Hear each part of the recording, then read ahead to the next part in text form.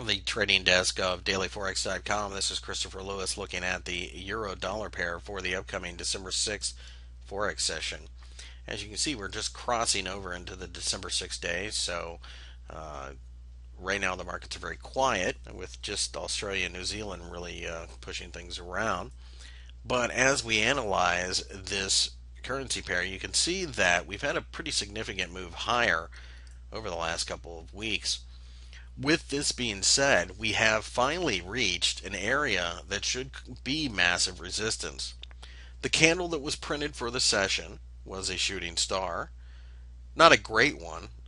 Not really the ones I like to see. I like to see them with very small bodies, but it does suggest the same thing.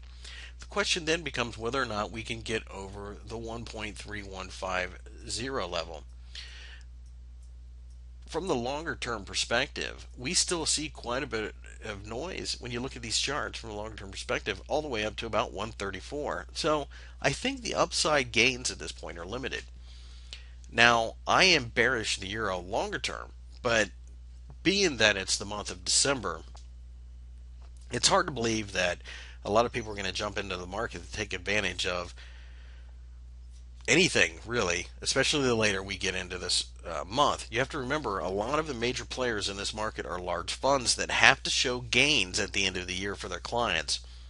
So if they have gains, they're going to be extremely conservative right now. I believe that the U.S. fiscal cliff talks have a lot to do with what happens with this pair and most forex pairs, quite frankly. If they cannot get it together in D.C., and the United States goes over a fiscal cliff, in a twist of irony, that will be very good for the dollar as people run out of risk assets. That will be the initial knee-jerk reaction, at least, because looking around the markets, we certainly are not set up for disappointment. Having said all of that, if we pull back from here, I think that the 130 level will start to show significant support. So I think a fall from this area, a breaking of the lows from the Wednesday session, sets up for a short-term shorting position.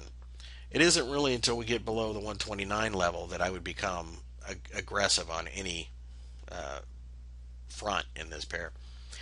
Now, getting above the 130-150 level, of course, would be quite impressive, and it would signal that we're going higher, but you must be aware of the fact that it will be very, very choppy going higher. That will more than likely be predicated upon some type of agreement out of DC, some kind of real solution. So far, the markets look to be pricing in some type of agreement, but with various conversations that I've seen and various interviews that I've seen, it looks like most politicians really aren't afraid of jumping off of this cliff. So we could have a sudden sell-off.